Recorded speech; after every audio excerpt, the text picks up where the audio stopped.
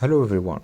To schedule receiving notifications in Signal, you have to create notification profile. To do so, you have to click on three dots on top right, then click on notification profile, click on new profile, choose a name for your profile and click on create. Now you have to add peoples or groups to that profile. Choose what you want and click on add. If you want exceptions to receive calls or notifications even that profile is disabled, you can always choose from exceptions.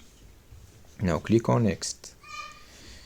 If you want to set up a schedule, you have to enable schedule. Now pick time. Now pick days in which you want to receive notifications. Now click on next and voila, your profile is created. Click on done. Now you have the details of that profile.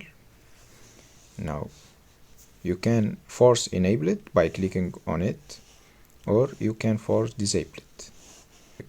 If you want to force enable profile, you can click always on the top three dots and click on notification profile and click on profile directly to enable it or disable it.